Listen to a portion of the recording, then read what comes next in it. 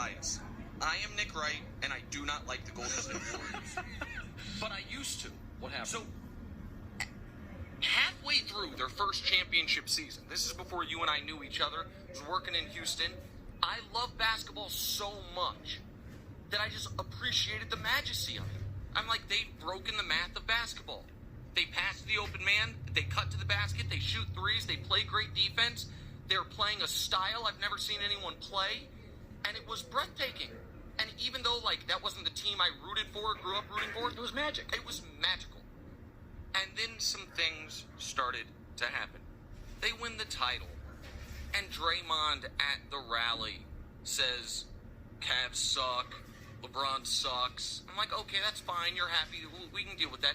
Then the next season starts. And in a sports culture where the average fan hates showboating, this team is celebrating shots before they go in.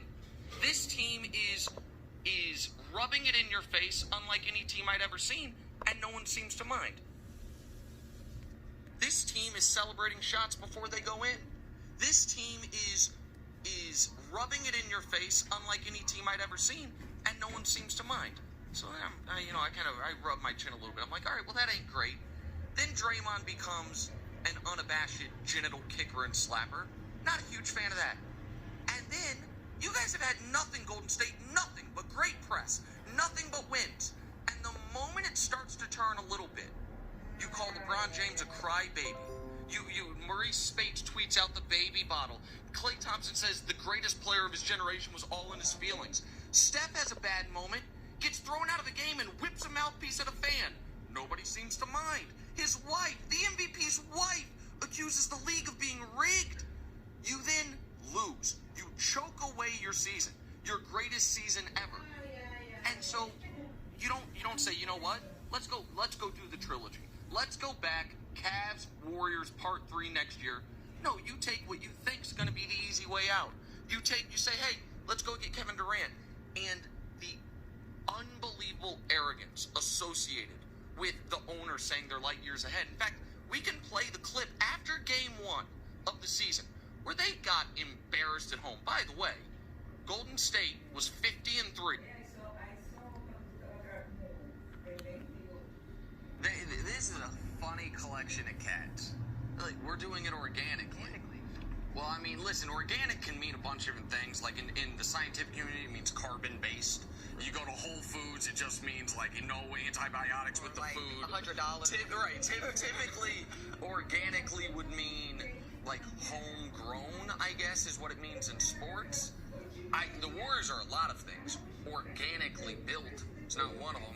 I mean, Andre Iguodala, who's doing the talking, he, of course, signed, leaving a 57-win Nuggets team, but that was before the Warriors were the Warriors. Mm-hmm. I just want people...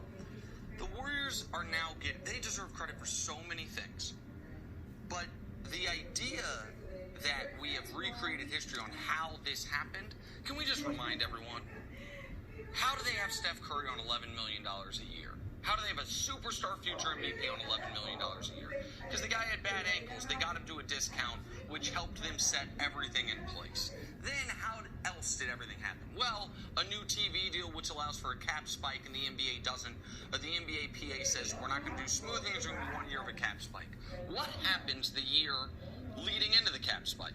Well, their biggest competition, OKC, is up 3-1 on them. Klay Thompson has one of the greatest games in NBA history, and the Thunder end up blowing a 3-1 lead. The Warriors then end up blowing a 3-1 lead of their own. Both of those things had to happen to go along with a year-long tampering with Kevin Durant via their biggest competition, to all culminate in Draymond Green crying in the parking lot after the NBA Finals, begging KD to come join them. All of those things happened and had to happen. Couldn't have happened without Steph's contract. Couldn't have happened without the TV deal. Without KD going there, Draymond does not go there. The idea that Draymond went there because it's culturally the best thing. He went there because no other team in the league had more than 2 All-Stars. They had 4, and he could become the 5th. I mean, listen, they did everything within the rules. Theoretically, they are the champions. But the idea that, oh, no, it's about our ethos. It's about our striving for greatness that makes us attractive. Nah, man. It's none of the above. It's about the game being easier in Golden State than anywhere else. And quit kidding yourself otherwise. Yeah. Now, you told that story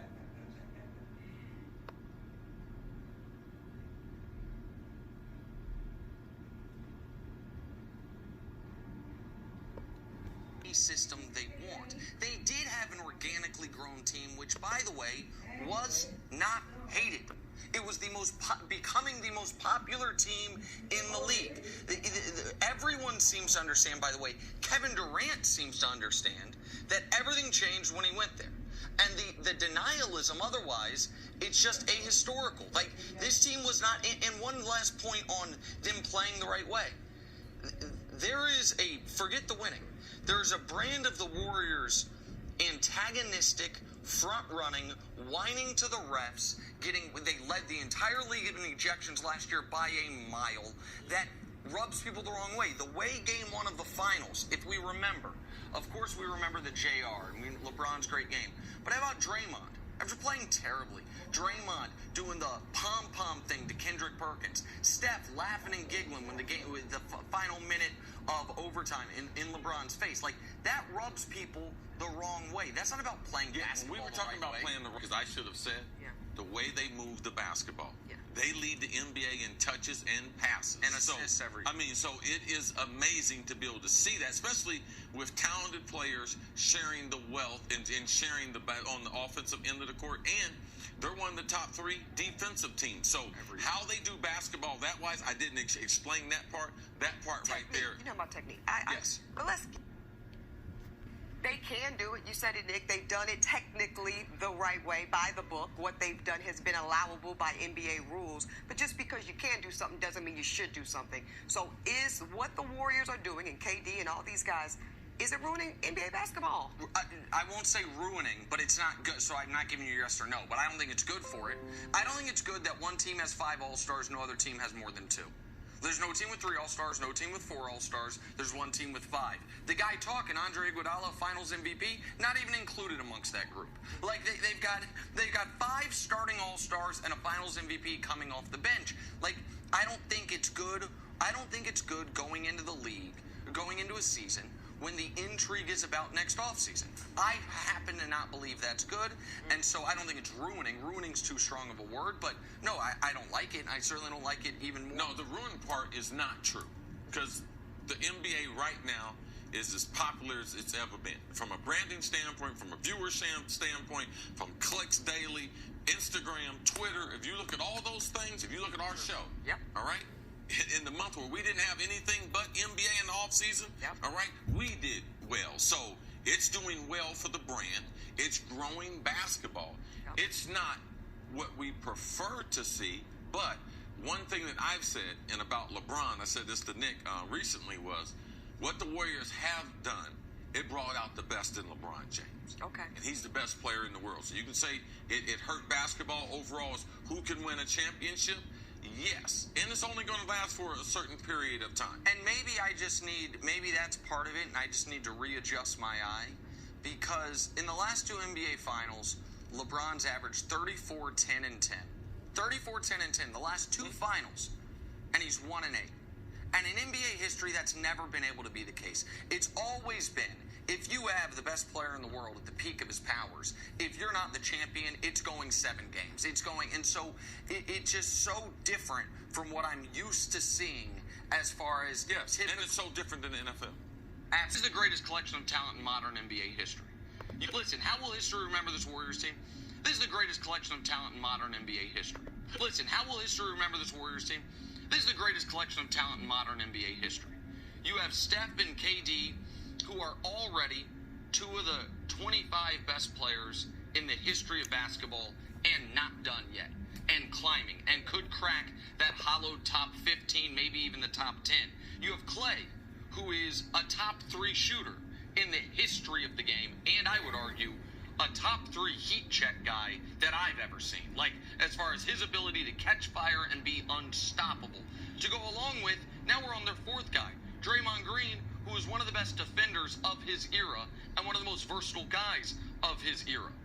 Only one team, since Durant's gotten there, has taken them to a game 6.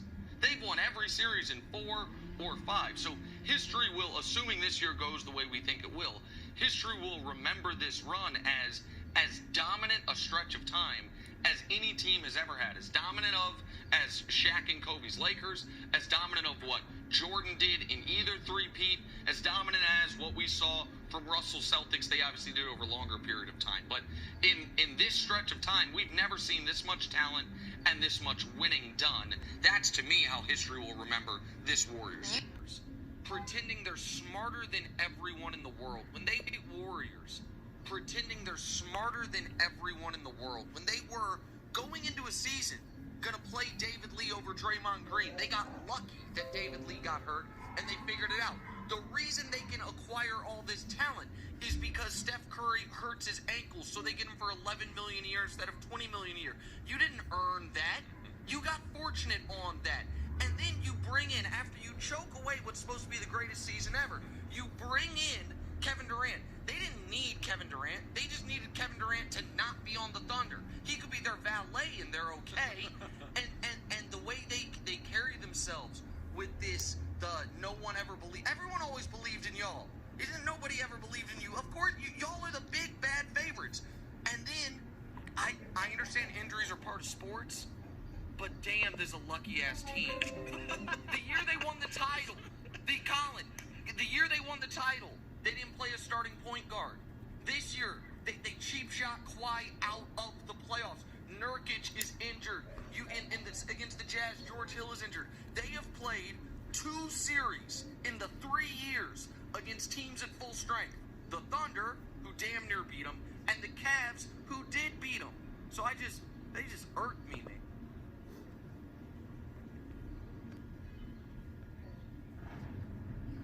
$95 million over the... Wiggins is a bad basketball player. He's owed $95 million over the next 3 years, starting next year. It's unspeakable they did this. Listen, people think I dislike the Warriors.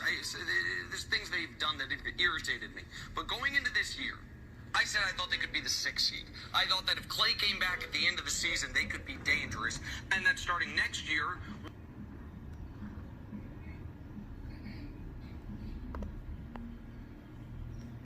We'll see if they can rejuvenate the old Splash Brother 15-16 team and be dangerous.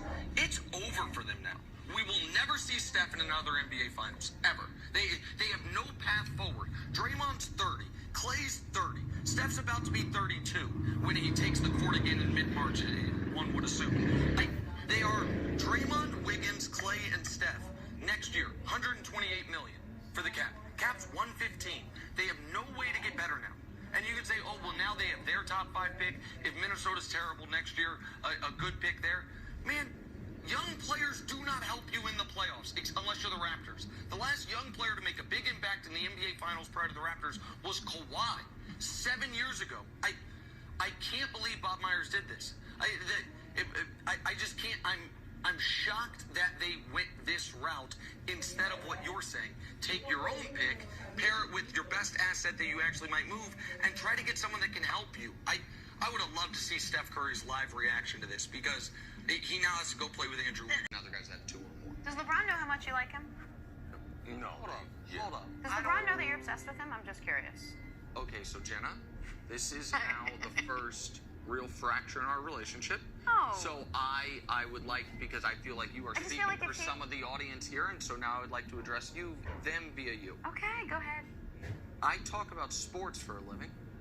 I happen to be talking about sports during an era of the greatest athlete in the history of the world, so I would be negligent in my job if I ignored this. I would imagine, like, if I was a physics talk show host in 1920, I'd probably talk about Einstein a lot. Like, these are these things that are the prerequisites for what I do for a living. It's not about an obsession. It's about a respect for greatness. That's you know what this is? It is a big old heart. It's right there.